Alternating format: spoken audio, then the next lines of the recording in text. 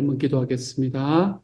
사랑하는 하나님, 우리를 하나님께서 하나님의 품 안에 안아주시고 우리를 언제나 붙들어 주시는 그 하나님의 은혜와 온기와 따스함으로 오늘 하루를 또 우리의 매일을 살아갈 수 있도록 주님께서 도와주시니 감사를 드립니다. 사랑하는 주님, 우리를 붙들고 우리를 안고 걸어가시는 주님의 발걸음이 하나님, 우리의 삶에 경험될 수 있는 하나님의 사람이 되게 하여 주시고, 또한 하나님, 우리도 이 땅에서 그렇게 붙들고 걸어가야 되는 사람들을 하나님께서 보여주실 때마다 마음으로 안고 지혜롭게 하나님 그렇게 함께 걸어가는 것에 하나도 부족함이 없는 주님의 사람이 될 수 있도록 아버지여 도와주옵소서. 사랑하는 주님, 오늘도 우리를 붙들어 가시는 우리 주님이 우리의 삶에 경험되는 하루가 되기를 소망하며 모든 말씀 우리 주님 예수님 이름으로 기도드립니다. 아멘. 이 시간 하나님께서 우리에게 주시는 말씀 함께 읽습니다. 열왕기하 18장 13절부터 25절까지의 말씀입니다. 열왕기하 18장 13절부터 25절까지의 말씀, 우리 같은 목소리로 함께 읽도록 하겠습니다. 13절부터 함께 읽습니다. 시작. 히스기야 왕 제14년에 아수르의 왕 사네립이 올라와서 유다 모든 견고한 성읍들을 쳐서 점령하매 유다의 왕 히스기야가 라기스로 사람을 보내어 아수르 왕에게 이르되 내가 범죄하였나이다. 나를 떠나 돌아가소서. 왕이 내게 지우시는 것을 내가 당하리이다 하였더니 아수르 왕이 곧 은 300달란트와 금 30달란트를 정하여 유다 왕 히스기야에게 내게 한지라. 히스기야가 이에 여호와의 성전과 왕궁 곳간에 있는 은을 다 주었고 또 그때의 유다 왕 히스기야가 여호와의 성전 문의 금과 자기가 모든 기둥에 입힌 금을 벗겨 모두 아수르 왕에게 주었더라. 아수르 왕이 다르단과 랍사리스와 랍사게로 하여금 대군을 거느리고 라기스에서부터 예루살렘으로 가서 히스기야 왕을 치게 하매 그들이 예루살렘으로 올라가니라. 그들이 올라가서 윈못 수도 곁 곧 세탁자의 밭에 있는 큰 길에 이르러 서니라. 그들이 왕을 부르매 hil기야의 아들로서 왕궁의 책임자인 엘리야김과 서기관 셈나와 아삽의 아들 사관 요아가 그에게 나가니 랍사게가 그들에게 이르되 너희는 히스기야에게 말하라. 대왕 아수르 왕의 말씀이 내가 의뢰하는 이 의뢰가 무엇이냐? 내가 싸울 만한 계교와 용력이 있다고 한다마는 이는 입에 붙은 말뿐이라. 내가 이제 누구를 의뢰하고 나를 반역하였느냐? 이제 내가 너를 위하여 저 상한 갈대 지팡이 애굽을 의뢰하도다. 사람이 그것을 의지하면 그의 손에 찔려 들어갈지라.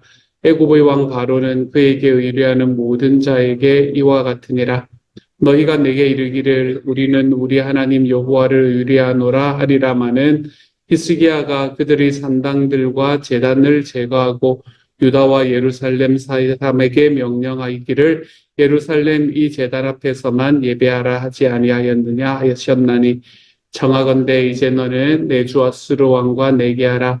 내가 만일 말을 탈 사람을 낼 수 있다면 나는 내게 말 2,000마리를 주리라. 내가 어찌 내 주의 신하 중 지극히 작은 지휘관 한 사람인들 물리치며 애굽을 의뢰하고 그 병거와 기병을 얻을 듯하냐? 내가 어찌 여호와의 뜻이 아니고야 이제 이곳을 멸하러 올라왔겠느냐? 여호와께서 전에 내게 이르시기를 이 땅으로 올라와서 쳐서 멸하라 하셨느니라 하는지라. 아멘. 오늘의 말씀은 마치 앞뒤가 연결이 되어서 하나의 스토리로 이야기가 보여지지만 이것은 두 가지의 전쟁을 이야기를 하고 있는 겁니다. 먼저 첫 번째로 13절에서 나타나는 이 아수르의 침공이 한 번 있었습니다. 이때 히스기야 왕이 14년이었고 아수르 왕은 사네립이라는 왕이었습니다. 그리고 그는 유다의 모든 견고한 성읍들을 쳐서 점령을 하는, 제 모든이라고 이야기를 했지만 어쨌든 유다 안에서 견고한 성읍들을 쳐서 점령을 합니다. 그리고는 이제는 예루살렘으로 점점점 다가오는 과정에서 이 히스기야가 라기스라는 곳으로 사람을 보내어서 아수르 왕에게 범죄하였다라고 이야기하고 조공을 우리들에게 이야기하십시오. 우리가 조공을 드릴 테니까 그러니까 우리 땅에서 떠나가십시오라고 이야기를 하는 모습을 오늘의 말씀에서는 첫 번째로 보여줍니다. 이때 당시 아수르야 뭐 자기가 가고 싶은 대로 다 하는 그런 나라였거든요. 여러분이 그걸 보시면 이런 역사 같은 것들을 좀 관심이 있으셔서 보시게 되면 인류 역사상 가장 단혹했던 나라 그러면 대체로 아수르를 이야기합니다. 이 아시리아를 이야기를 할 만큼 이들의 전쟁 방식은 너무나 잔혹했고 그리고 그들이 가지고 있는 그 다른 나라를 향한 이 점령욕은, 정복욕은 얼마나 컸는지 모릅니다. 그렇기 때문에 북이스라엘을 점령을 하고 났으니 당연히 남유다를 점령을 하러 내려왔겠지요. 하지만 그 과정에서 먼저 한 번은 실패하는 것을 보게 됩니다. 여기에서 왜 남유다를 쳐들어왔을까라고 이야기를 하면 남유다가 아수르에 일단은 반기를 들었기 때문이다라고 생각을 할 수 있겠지요. 그렇죠? 반기를 들지 않았으면 아마 쳐들어오지 않았을 겁니다. 그런데 남유다가 반기를 들었기 때문에 아수르가 쳐들어오게 된 겁니다. 지금 남유다는 이제 국제사회의 이 정황 속에서 정말 이렇게 외주를 타야 되는 그런 상황에 지금 놓여 있는 그런 과정입니다. 그렇기 때문에 지금 아수르라는 나라가 이전에는 이런 제국들, 그 지역 전체를 다 장악할 만한 이런 제국들이 그곳에 생겨나지 않았었거든요. 이게 이제 여러분 이제 만약에 이런 이야기들이 좀 그거하다 낯설다 그러면 구약의 삶을 들어오시기를 바랍니다. 다음번에 오픈이 되면 어쨌든 이 메소포타미아 지역은 그 티그리스 강과 유프라테스 강이 있는 그쪽인데 우리가 보통 거기를 뱀 혓바닥이라고 이야기하는 그 자리가 이제 거기인데 거기에서 일어난 나라들 중에서 그 지역 전체를 다 아우르는 이런 대제국이 지금까지 나타나지는 않았던 시기였습니다. 뭐 다들 그만한 나라들이 나타났었고 그 안에서 그 유프라테스 그 티그리스 유프라테스 지역 거기에서 이제 서로 경쟁을 했던 그런 나라들이 주로 나타났었다면 지금 아수르는 차원이 다른 나라가 된 겁니다. 특별히 남유다가 있던 이 이스라엘이던 이 지역은 이제 이스라엘이 있기 때문에 못 들어왔던 건 당연히 아닐 것 같아요. 이스라엘은 너무나 작은 나라였기 때문에 하지만 그곳에는 누구의 영향력이라고 생각을 했었었나 하면 이집트의 영향력이라고 생각을 했었거든요. 이스라엘과 이집트는 떨어질래야 떨어질 수 없는 관계가 있었다라는 걸 우리는 성경의 이전의 성경의 내용부터 특별히 뭐 요셉 이런 때부터 우리를 알고 있지 않습니까? 그렇죠? 그러니까 그쪽 지역은 누구의 영향력이라고 생각을 했나 하면 이집트의 영향력이라고 생각을 했던 겁니다. 그렇기 때문에 유프라테스 쪽에서 티그리스 유프라테스 강 쪽에서 일어나는 이 팔레스타인 지역에서 일어난 이 나라가 이 이집트의 영역으로 서로 간에 쳐들어와서 전쟁을 한다라는 게 그때까지는 뭐 그렇게 그가지 찾지 않았던 그런 시절을 살아갔었는데 지금 아시리아는 차원이 다른 그런 힘을 가진 나라가 되어버린 겁니다. 이제는 소위 말하는 제국이라는 것이 합당할 만한 그런 나라가 되어버린 거죠. 그러니까 이제 아수르는 누구하고 한판 떠보겠다고 생각을 하냐면 이집트하고 한판 떠보겠다고 생각을 하는 거예요. 그래서 우리는 이집트하고 싸워도 이길 수 있겠다라는 생각을 드디어 하게 된 나라가 나타나 버리게 된 거죠. 그러니까 북이스라엘을 남유다를 마음껏 쳐들어오는 그런 나라가 되어버린 겁니다. 히스기야가 그거 유다의 왕일 때에 왜 아수르 왕이 히스기야에게 쳐들어왔을까? 그 이야기는 너무 그 이유는 너무 당연합니다. 밑에 부분에 보면 또 알 수 있기는 하겠지만, 이 히스기야가 이집트 편에 섰기 때문에 그럴 거예요. 남유다가 이집트 편에 섰기 때문에, 나중에 이집트하고 전쟁을 할 때 결국 자기 뒤통수를 칠 나라라고 생각을 했을 거 아닙니까? 그치요? 그러니까 이제 이 남유다로 쳐들어오게 되는 거지요. 그 과정에서 히스기야가 그거를 주겠다. 내가 조공을 주겠습니다. 라는 이야기는 뭐를 이야기를 하는 건가 하면 물론 돈으로 그 사람의 마음을 사는 거기도 하겠지만 이거는 뭘 이야기하냐면 이제부터 나는 친아수르파로 돌아서겠습니다. 라는 이야기를 하고 있는 겁니다. 우리가 친이집트 쪽에 우리가 서 있었다면 이제부터는 친아수르 쪽에 서겠습니다. 라는 이야기가 바로 이 모든 것들을 다 주었다라는 이야기를 하고 있는 거지요. 얼마나 많이 주었는가 하면 은 300달란트와 금 30달란트를 내라라고 이야기를 합니다. 그래서 금 한 달란트라는 건 여러분 노동자의 30년 품삯이다라고 이야기를 드렸었잖아요. 그렇죠? 이 노동자의 30년 품삯이면 요즘에 예를 들어서 뭐 그거야 될지 모르겠지만 10만 불을 번다라고 생각하면 300만 불이 되는 거예요. 그렇죠? 300만 불이 되는 거고 그것을 30달란트를 그거라고 가지고 오라고 이야기를 했었으니까 9천만 불이 되는 겁니다. 9천만 불. 거의 1억 불에 가까운 돈, 금만 해도.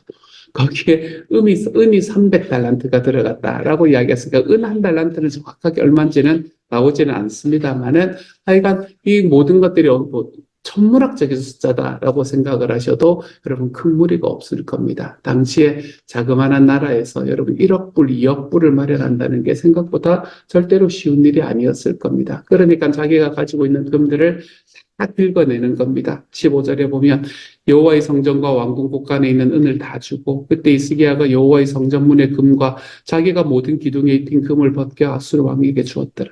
자기 금이 없으니까 자기 그거에 기둥에 입혀놨던 금들을 다 깎아가지고 줘야만 되는 이런 상황들에 이제 처하게 된 거죠. 어쨌든 이런 상황들로 해서 다 조공을 주고 나니까 그리고 나니까 아수르 왕이 한번 퇴각을 하게 됩니다. 여기까지는 이제 퇴각을 한 이야기가 여기서는 굉장히 좀 애매하게 드러나는데 여기서 한번 퇴각을 합니다. 그리고 난 다음에 17절부터는 또 다른 이야기를 하고 있는 겁니다. 또 다른 전쟁을 이야기를 하고 있어요. 17절에 보면 아수르 왕이 다르단과 랍사리스와 랍사게로 하여금 대군을 거느리고 라기스에서부터 예루살렘으로 가서 이스기야 왕을 치게 하매라고 이야기하는 것은 또 다른 전쟁을 이야기를 하는 겁니다. 여기에서는 또 한 번의 전쟁을 일으켰습니다. 왜 그런가 하면 이번에는 너무 분명하게 이야기를 하지요. 그렇죠? 너희가 이집트 21절에 보면 이제 내가 너를 위하여 저 상한 갈대 지팡이 애굽을 의뢰하는도다.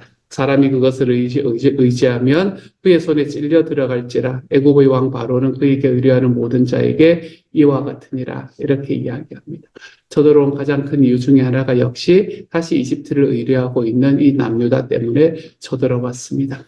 아니 아시리아를 계속해서 그거 하면 되지. 계속 친아수르 정책을 펴면 됐을 건데 왜 친이집트 정책으로 자꾸 돌아가게 되었을까? 아까도 말씀드렸지만 그때 당시 아시리아는 너무나 잔혹한 나라였다라고 이야기하는 게 첫 번째였을 거고요. 그리고 두 번째는 그 나라에서 유다에 요구하는 곡물의 양이 점점 늘어나게 됐을 겁니다. 아마도 나중에는 그 곡물의 양을 맞추기가 어려웠겠지요. 그러므로 계속해서 뭐를 추구했을 건가 하면 독립을 추구했을 겁니다. 그렇죠? 독립을 추구하는데 자기의 힘만으로는 추구하기가 힘드니까 아마 이집트의 힘을 계속해서 빌려서 독립을 추구하려고 했었을 거예요. 그렇기 때문에 그거를 바라보는 아시리아가 또 군대를 이끌고 쳐들어온 내용을 오늘의 말씀이 이야기를 하고 있는 거죠. 여기에서 등장하는 사람이 랍사게라는 사람인데요. 군사령관입니다. 그렇죠?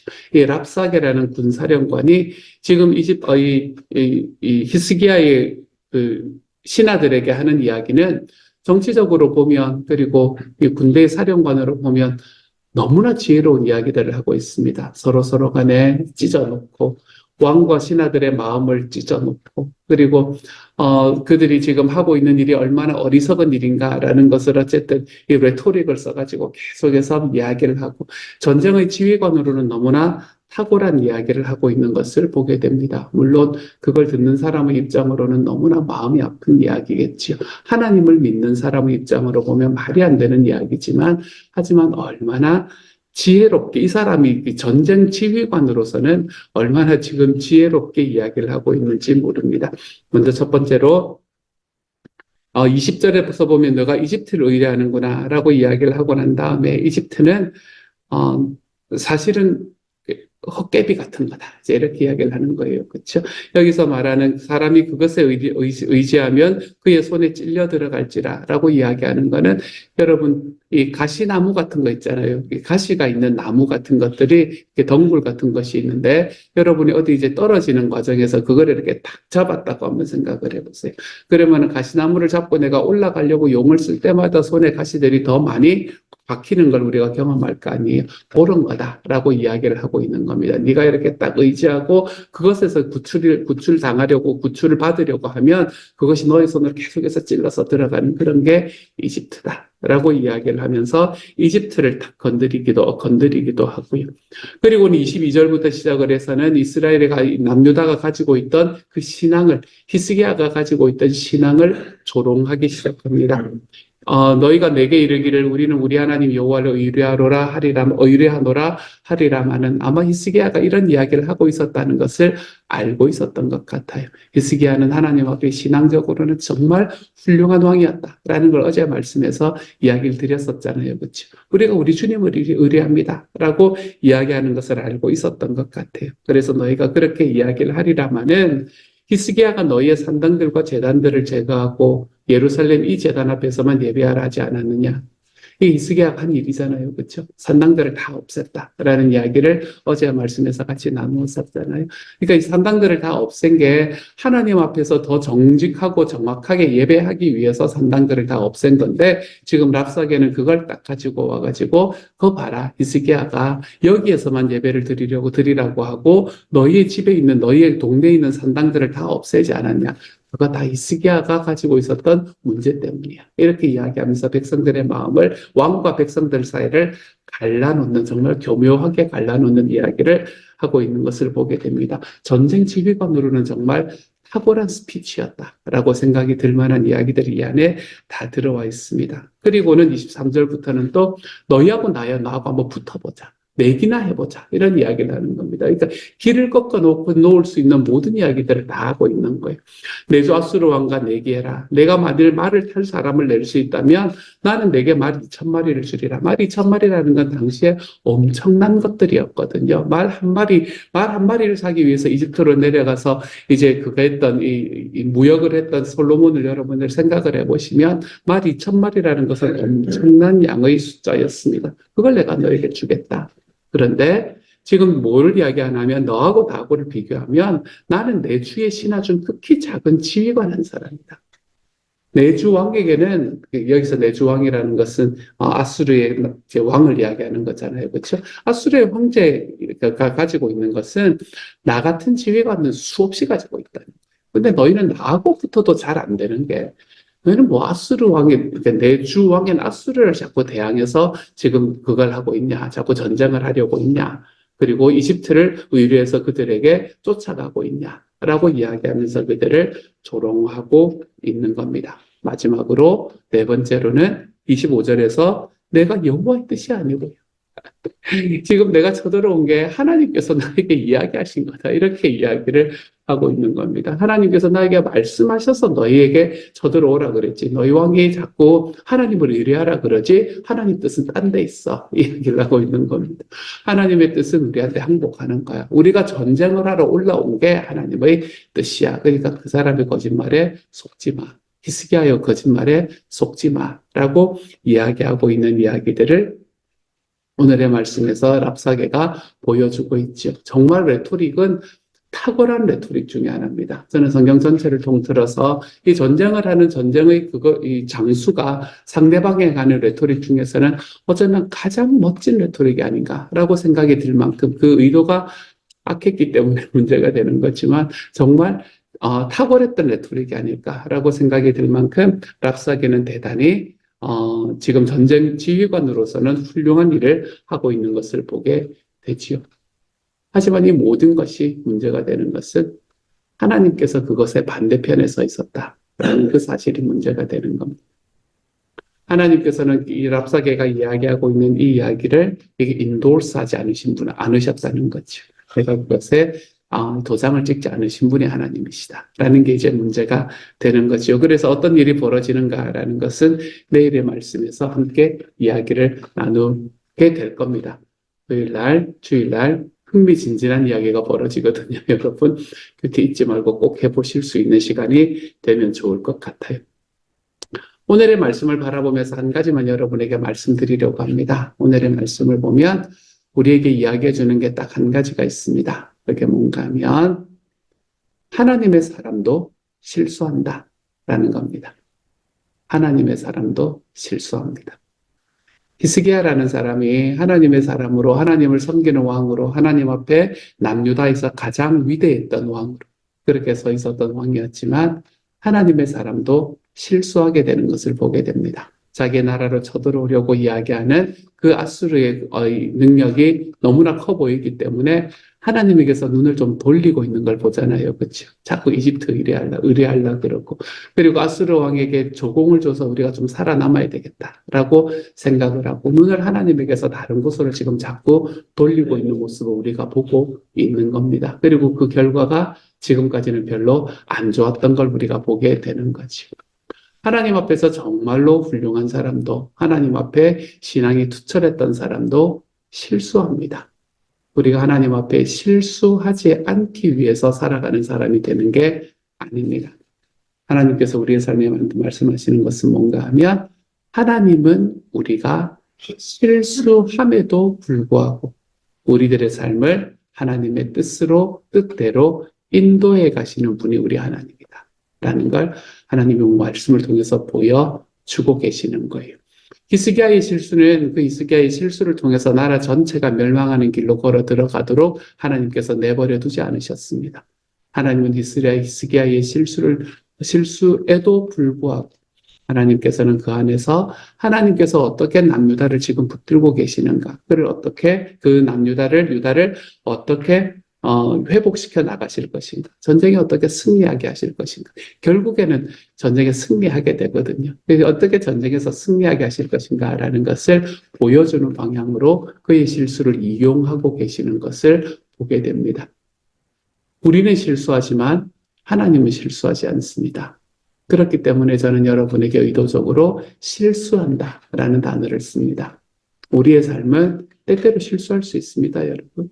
하나님께서 원하시지 않는 길을 선택하면서 걸어갈 수도 있습니다. 그럴 때 여러분 죄의식에 빠져서 살아가지 마시기를 소망합니다. 나는 안 돼. 여러분 됩니다. 네, 아니고 여러분은 되는 사람이에요.